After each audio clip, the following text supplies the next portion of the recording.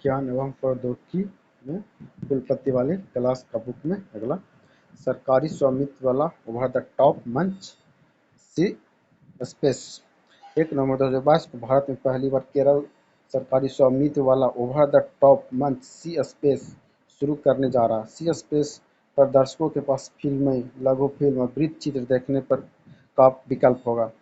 OTT मंच पर internet के माध्यम से वीडियो, ऑडियो और अन्य सामग्री उपलब्ध होगी। यह राज्य सरकार की ओर से केरल राज्य फिल्म विकास (केएसएफडीसी) के पहल ओटीटी या ओवर द टॉप प्लेटफॉर्म का प्रयोग ऑडियो वीडियो होस्टिंग या स्ट्रीमिंग सेवा प्रदाता के रूप में किया गया, जिनकी शुरुआत तो असल में कंटेंट होस्टिंग प्लेटफॉर्म के रूप में हुई थी।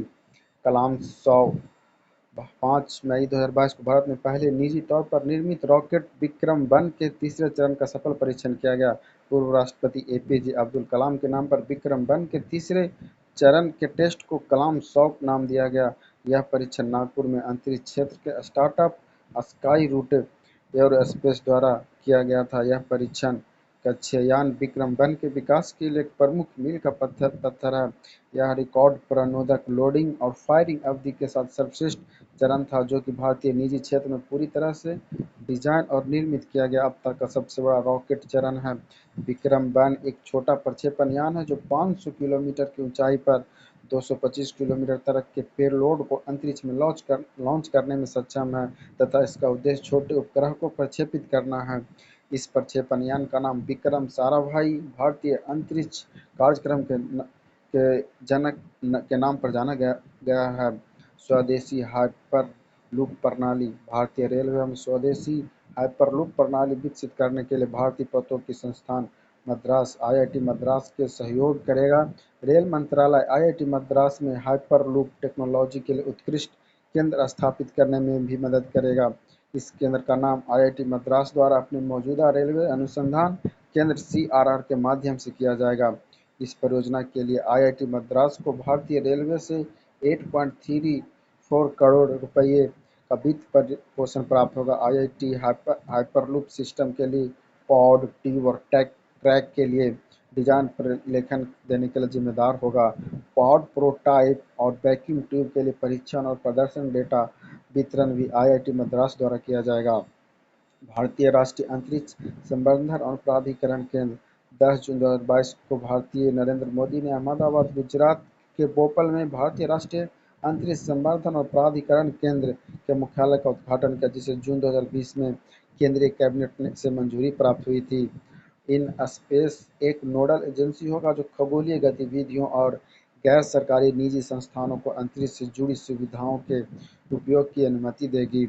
इस निकाय के गठन का मुख्य उद्देश्य यह सुनिश्चित करना है कि भारतीय अंतरिक्ष अनुसंधान संगठन अपनी आवश्यक गतिविधि जैसे अनुसंधान एवं विकास, ग्रहों के अन्वेषण और अंतरिक्ष के रणनीति उपयोग आदि पर ध्यान केंद्रित कर सके तथा अन्य सहायक कार्यों के निजी क्षेत्र को हस्तांतरित कर दिया जाए।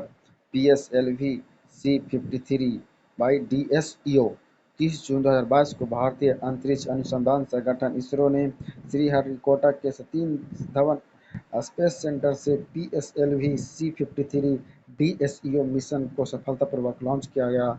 यह new space India limited (NSIL) का दूसरा कॉमर्शियल लॉन्च है। इससे पहले 14 फरवरी 2022 को इसरो ने श्रीहरिकोटा से PSLV C-52 ES-4 mission launch किया। यह पीएसएलवी का 55वां संस्करण मिशन है।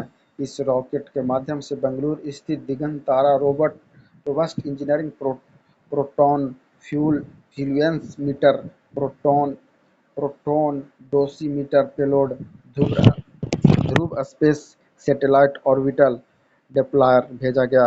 दोनों स्टार्टअप कंपनियों के सैटेलाइट्स हैं।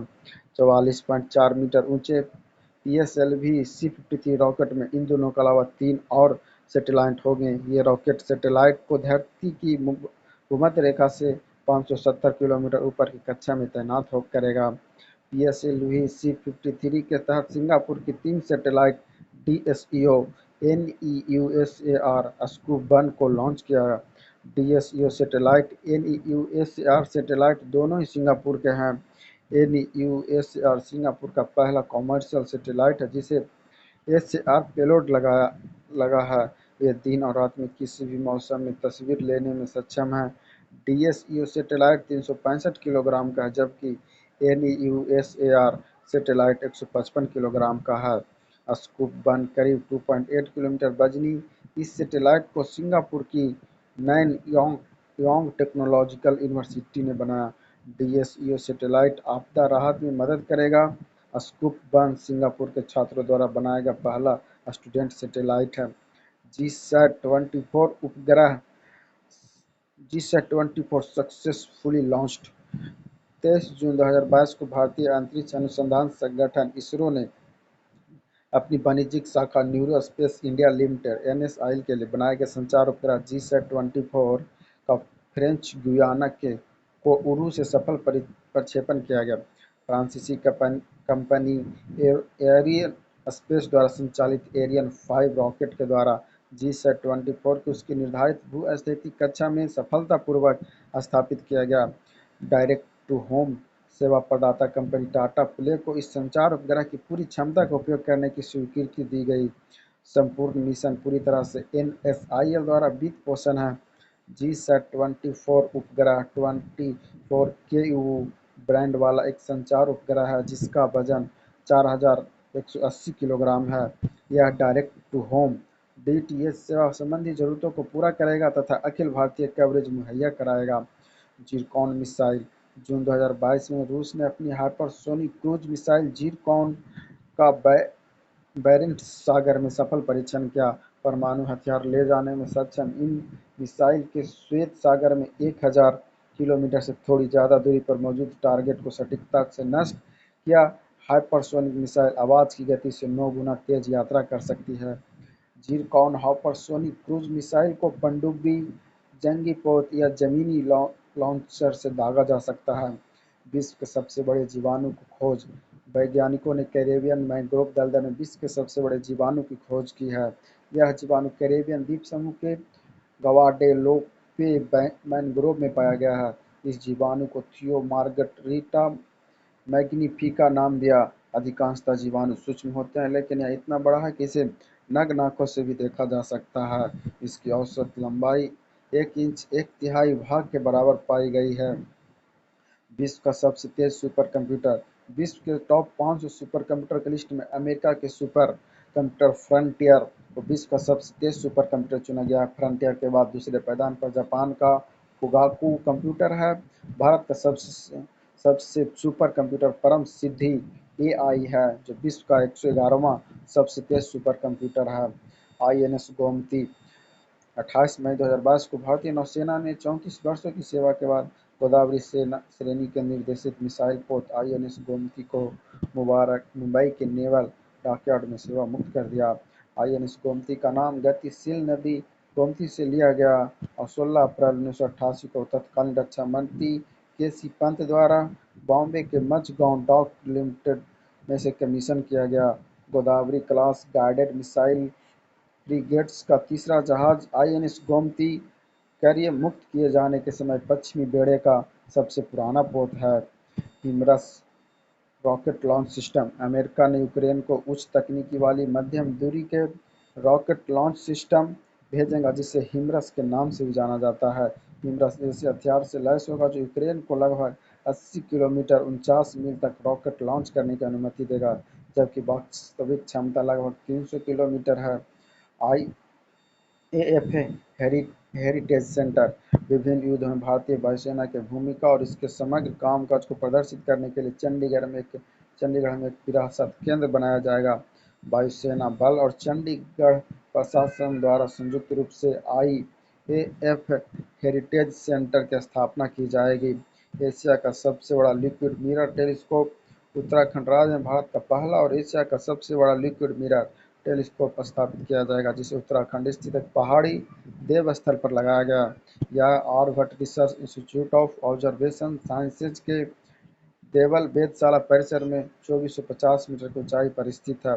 भारत, बेल्जियम और कनाडा के खगोलविदों द्वारा निर्मित इस नवीन उपकरण में प्रकाश को इकट्ठा करने और फोकस करने के लिए तरल पारे की एक पतली फिल्म से बना 4 मीटर व्यास का घूर्णन दर्पण लगा हुआ है।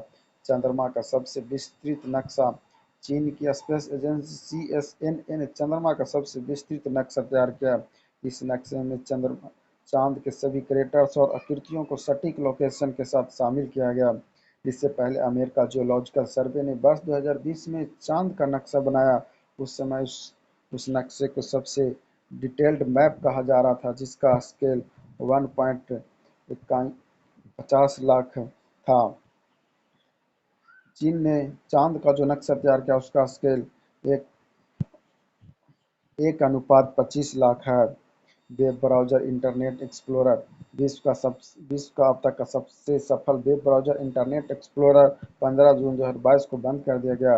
इंटरनेट एक्सप्लोरर माइक्रोसॉफ्ट द्वारा वर्ष 1995 में निर्मित एक वेब ब्राउज़र है। यह विंडो कंप्यूटर में डिफ़ॉल्ट ब्राउज़र के रूप में देखने को मिलता है। BIMSTEC technology transfer facility.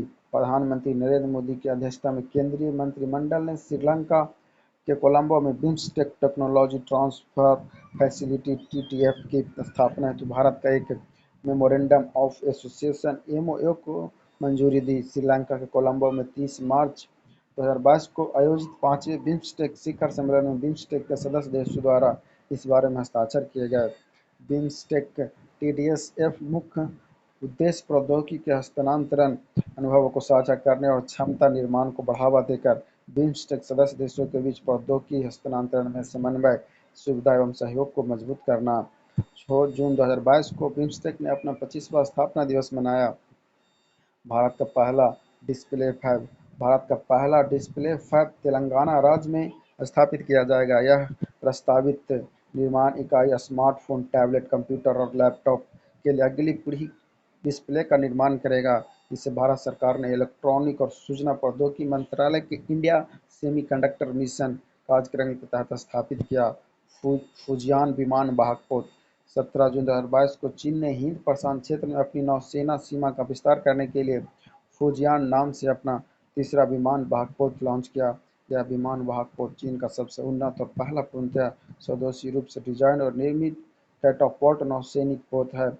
इसे China state ship building corporation limited द्वारा बनाया गया। फुजियान में 80,000 टन से अधिक की विस्थापन क्षमता है। स्कंदन-M मिसाइल सिस्टम।